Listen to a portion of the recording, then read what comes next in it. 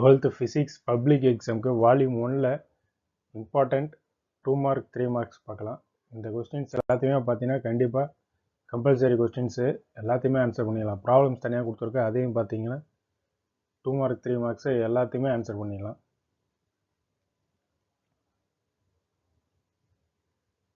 Unit 1ல் 1 2 3 5 6 7 8 9 10 11 12 15 17 18 19 20 21 5 6 9 10 17 18 20 நிறையா questions இருக்கிற மாதிரி இருக்கும் ஒரு யூனிட்லேயும்.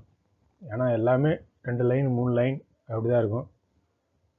நீங்கள் இந்த 5 மார்க்ஸ்லாம் படித்தாலே அதுலேயே ஒரு சில கொஸ்டின்ஸ்லாம் கூட கவர் ஆகும்.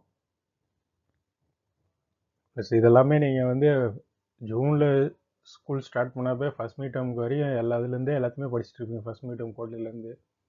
அதனால் அந்த வால்யூம் 1ல் எல்லா கொஸ்டினுமே படிக்க பாருங்கள். யூனிட் 2ல்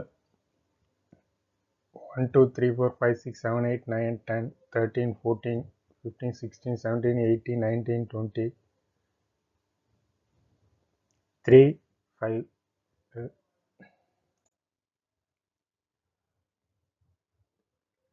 யூனிட் 3ல் 2 4 5 6 8 10 11 13 14 15 18 20 3 மார்க்கில் 9 10.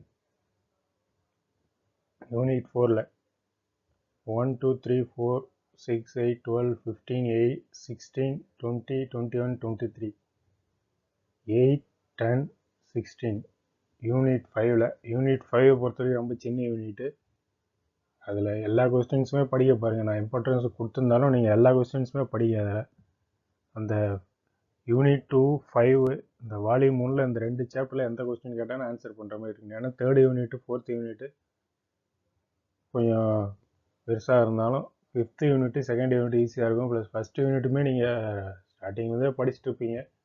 அதனால் அதுலேயும் எல்லா கொஸ்டின்ஸுமே எல்லாமே ஒரே மாதிரி இருக்கும். அந்த ஃபஸ்ட் யூனிட்டும் 3rd யூனிட்லும் ஒரு சில 5 மார்க்ஸ்லாம் பார்த்தீங்கன்னாக்கா லைட்டாக சேஞ்சு தான் இருக்குது, எல்லாமே ஒரே கான்செப்டில் இருக்கும்.